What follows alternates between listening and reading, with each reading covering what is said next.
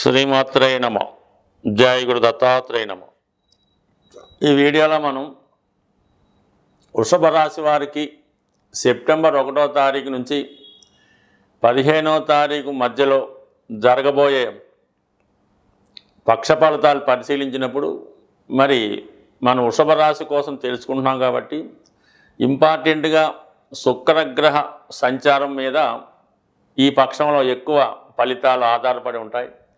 మరి శుక్రుడు తృతీయ స్థానంలో శని నక్షత్రం మీద సంచరించడం, ఈ బుధునిపై శని యొక్క కోణ దృష్టి పడడం ఒక విధంగా ఈ రాశి వారికి వృత్తి సంబంధించిన విషయాల్లో, ఆర్థిక సంబంధించిన విషయాల్లో, అలాగే వివాహానికి సంబంధించిన విషయాల్లో చాలా ప్రోత్సాహకరంగా ఉంటుంది. ఎవరైతే స్త్రీలు నూతన ఉద్యోగ ప్రయత్నాలు చేస్తున్నారో వారికి కంపల్సరిగా మీ ప్రయత్నాలు చాలా వరకు నెరవేరే అవకాశం ఉంటుంది. ముఖ్యంగా పుట్టింటి వారితో మీకున్నటువంటి విభేదాలు, చాలా కాలంగా ఉన్నటువంటి విభేదాలు పరిష్కారం అవ్వడం జరుగుతాయి. ఈ సమయంలో మీకు వారు ఇవ్వవలసినటువంటి ధనం వగైరా స్థిరాస్తులు మీకు ఇవ్వడం జరుగుతూ ఉంటుంది. అలాగే మీ తోబుట్టువుల్లో ముఖ్యంగా మీకన్నా పెద్దవాళ్ళు, మీ అన్నయ్య గారు కానీ అలాగే అక్కగారు కానీ మీకు చాలా వరకు ప్రోత్సహించి మీ అభివృద్ధికి పరోక్షంగా కారణం అవడం జరుగుతుంటుంది. ఎవరైతే ప్రస్తుతం సినిమా రంగంలో కానీ లేదంటే వ్యాపార రంగంలో కానీ ఒక సెలబ్రిటీ రంగంలో ఉన్నటువంటి స్త్రీలు, అటు రాజకీయ రంగంలో ఉన్న వాళ్ళకైనా ఒక గుర్తింపు లాంటిది రావడం జరుగుతూ ఉంటుంది. ఎస్పెషల్లీ దానివల్ల మీకు ఆదాయం పెరుగుతూ ఉంటుంది. అంటే రెగ్యులర్గా లంసమ్గా ఒకేసారి ఆదాయం కాకుండా పర్మనెంట్గా ఒక రెగ్యులర్ ఇన్కమ్ అన్నది ఈ సమయంలో మీకు ఏర్పడుతూ ఉంటుంది. మీకున్నటువంటి కుటుంబ సమస్యలు, ఆర్థిక సమస్యలు ఒకేసారి చాలా వరకు పరిష్కారం అవ్వడం జరుగుతూ ఉంటుంది. ముఖ్యంగా ధనస్థానంలో ఉన్నటువంటి గురుగ్రహం అటు అష్టమ లాభాధిపతిగా స్వర్నక్షత్రం మీద అంటే పునర్వసు నక్షత్రం మీద సంచారం చేయడం వల్ల ఒక విధమైనటువంటి ఆకస్మిక ధనలాభం మీ కుటుంబంలో ఒకరికి, అంటే అది ధన రూపంలో కాకుండా మీ కుటుంబంలో ఒకరికి సడన్గా ఉద్యోగం కానీ, వివాహ ప్రయత్నాలు నెరవేరడం కానీ, లేదంటే ఏదన్నా ఒక మంచి అవకాశం మీ కుటుంబంలో వారికి రావడం వల్ల చాలా వరకు మీ కుటుంబ ప్రతిష్ట పెరుగుతుంటుంది. కుటుంబ సభ్యులంతా ఏదన్నా ఒక ఆధ్యాత్మిక కార్యక్రమంలో కానీ, పుణ్య కార్యక్రమాల్లో కానీ కలుసుకోవడం జరుగుతూ ఉంటుంది. అలాగే బంధుమిత్రులు చాలా వరకు మీ కుటుంబంతో కలుసుకుంటారు. ముఖ్యంగా దూరమైనటువంటి మీ కుటుంబ సభ్యులు కానీ, బంధుమిత్రులు కానీ, ఎస్పెషల్లీ మీ యొక్క రక్త సంబంధికులు తిరిగి మళ్ళీ మీ కుటుంబంలో కలుసుకోవడం జరుగుతూ ఉంటుంది. దాంతో మనకి శని భగవానుడు వృషభ రాశికి యోగకారకుడు. శని ఎంత బలంగా ఉంటే ఈ వృషభ రాశి వారి యొక్క ఫలితాలు అంత బలంగా రావడం జరుగుతుంటుంది. వాళ్ళ క్యారెక్టరు, నడవడిక, వివాహ జీవితం, ఉద్యోగం, సేవింగ్స్ ఇవన్నీ కూడా శని యొక్క స్థితిని బట్టే ఆధారపడి ఉండడం జరుగుతూ ఉంటుంది. ఎస్పెషల్లీ వృషభ రాశి వారి జన్మజాతకంలో శని ఎంత బలంగా ఉంటే వాళ్ళ జీవితంలో అభివృద్ధి అంత ఉన్నతంగా రావడం జరుగుతుంటుంది. దానికి గోచారరీత్యా వచ్చే శని సహకరించడం జరుగుతూ ఉంటుంది. ఎస్పెషల్లీ ప్రస్తుతం శని భగవానుడు వక్రగమనంలో ఉంటూ మీకు తన సొంత నక్షత్రం అయినటువంటి ఉత్తరాభాద్ర నక్షత్రం మీద సంచరించడం చేయవలన భాగ్య రాజ్యాధిపతి ఫలితాలు ఏర్పడడం జరుగుతుంటుంది. అంటే భాగ్య రాజ్యాధిపతి అంటే ఉద్యోగం, గౌరవం, హోదా, స్థితి అన్నీ కూడా లాభస్థానంలో ఉన్నటువంటి శని మీకు కల్పించే అవకాశం ఉంది. 9వ స్థానాధిపతిగా మీకు ఆధ్యాత్మిక విషయాల్లో అనుకూలత ఏర్పడుతుంది. గురువులు, తల్లిదండ్రులు, మేధావుల యొక్క సహకారం లభిస్తూ ఉంటుంది. అలాగే అదృష్టం కలిసి రావడం ద్వారా మీరు చేసే ప్రయత్నాలు సంపూర్ణంగా సహకరించడం జరుగుతూ ఉంటుంది. అలాగే దశమాధిపతిగా శని లాభస్థాన స్థితి వల్ల చాలా వరకు రాహుతో కలిసి ఉండడం వల్ల అటు సినిమా ఇండస్ట్రీలో వారికి, రైల్వే డిపార్ట్మెంట్ వారికి, సాఫ్ట్వేర్ రంగం వారికి కొత్త కొత్త అవకాశాలు రావడం కానీ, ఆల్రెడీ అవకాశాలు ఉన్నవాళ్ళు ఇంకా హోదా పెరగడం కానీ, ఇన్కమ్ కూడా ఒకేసారి మీరు ఊహించిన దానికన్నా అనేక రెట్లు ఆదాయం ఒకేసారి మీకు రావడం కూడా జరుగుతూ ఉంటుంది.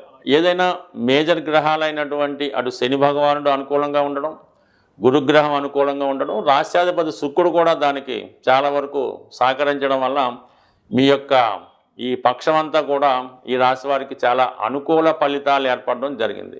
దీంతో పాటుగా ఈ రాబోయే 15 రోజుల్లో కూడా ఒక బ్రహ్మాండమైనటువంటి ధనయోగం, రాజయోగం లాంటి యోగం ఈ బుధాదిత్య యోగ రూపంలో ఈ వృషభ రాశి వారికి చతుర్థ స్థానంలో రవి స్వక్షేత్రగతుడు అవడం వల్ల, ధన పంచమాధిపతి బుధుడితో కలిసి ఉండడం వల్ల మీ యొక్క తెలివితేటలకి, మీలో ఉన్నటువంటి టాలెంట్కి తగిన గుర్తింపు రావడం జరుగుతుంటుంది.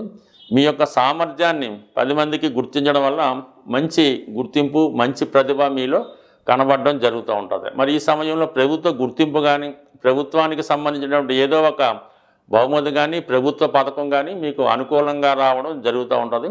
అలాగే మీరు ఈ సమయంలో ఏదైనా ఒక పార్టీ మీటింగ్లో కానీ, గ్రామానికో, సిటీకో, లేదంటే వ్యవహారానికో సంబంధించినటువంటి రాజకీయ నాయకులతో సంప్రదించడం, వారితో మీ యొక్క ఆలోచనలు పంచుకోవడం, ఇవన్నీ కూడా మీ అభివృద్ధికి చాలా వరకు కారణమవుతూ ఉంటాయి. మీకు ఏదైనా ఒక నామినేటెడ్ పోస్ట్ లాంటిది రావడం కానీ, ఒక పదవికి మీకు ఎన్నుకోవడం కానీ, మిమ్మల్ని ఒక నాయకుడిగా ఎన్నుకోవడం కానీ జరిగే అవకాశం ఉంది. ఎందుకంటే చతుర్థ స్థానంలో కేతు, అలాగే దశమ స్థానంలో రాహు సాధారణంగా మీ ప్రయత్నానికి అనుగుణంగా ఫలితాలు రావడం జరుగుతూ ఉంటుంది. యాజిటీస్గానే మీ యొక్క ప్రేమ వ్యవహారంలో ఉన్నవాళ్ళు కొంతకాలం పాటు మీ ప్రేమ వ్యవహారాల్ని వాయిదా వేసుకోవడం మంచిది. పెళ్లి ప్రయత్నాలు చేస్తున్నవారు కూడా కొంతకాలం పాటు పెళ్లి ప్రయత్నాలు వాయిదా పడుతూ ఉంటాయి. ఎందుకంటే సప్తమాధిపతిగా ఉన్నటువంటి కుజుడు 5వ స్థానంలో ఉండడం వల్ల ప్రేమికుల మధ్య, ఆత్మీయుల మధ్య ఎడబాటు వస్తుంది. సప్తమ స్థానాన్ని శని, అంటే సప్తమాధిపతి కుజుడిని శని గ్రహం చూడటం వల్ల వివాహ విషయంలో విభేదాలు ఉంటాయి, వివాహ ప్రయత్నాలు ఫలిస్తాయి, వివాహ ప్రయత్నాలు ఆలస్యం అవుతుంటాయి, వివాహ సంబంధాలు తొందరగా కుదరవు, కుదిరినా కూడా ఏదో కారణం వల్ల అవి మిస్ అవ్వడం కూడా జరుగుతూ ఉంటుంది. అలాగే పిల్లల విషయంలో కొంత ఆలోచించి నిర్ణయాలు తీసుకోవాల్సి ఉంటుంది. వాళ్ళ అభివృద్ధి కొంత ఇబ్బంది కలిగే సూచనలు కనబడుతుంటాయి.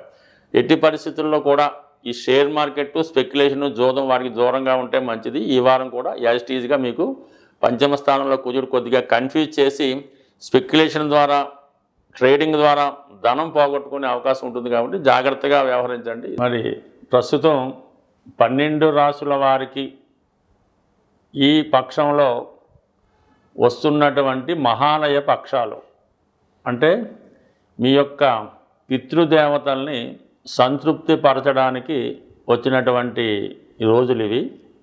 సాధారణంగా జన్మజాతకంలో పుట్టినప్పుడు కానీ, కొన్ని సందర్భాల్లో గోచారరీత్యా కూడా ఇటువంటి పితృదోషాలు అన్నవి ఏర్పడుతూ ఉంటాయి. ఈ పితృదోషాలు ఏర్పడుతున్నాయి, అవి మనకి ఎంతవరకు ప్రభావం చూపుతున్నాయి అని తెలుసుకోవడానికి ఏదైనా ఒక సంఘటన, ఒక దుర్ఘటన పదే పదే జరుగుతుంది ఆ కుటుంబంలో అనుకున్నప్పుడు కంపల్సరిగా ఆ కుటుంబం మీద పితృదోషం ఉందని గమనించవలసి ఉంటుంది. ఉదాహరణకి ఆ కుటుంబంలో ఇది 6 నెలలకి, సంవత్సరానికి ఎవరో ఒకరు మరణించడం జరుగుతూ ఉంటుంది.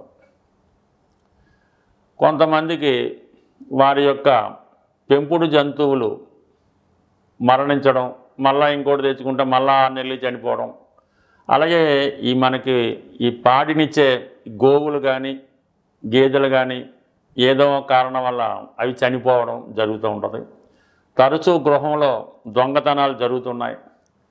ప్రతిసారి మనకి ఉద్యోగంలో పోగొట్టుకోవడం జరుగుతుంది. ఆ కుటుంబంలో నిరుద్యోగులు ఎక్కువ మంది అయ్యారు.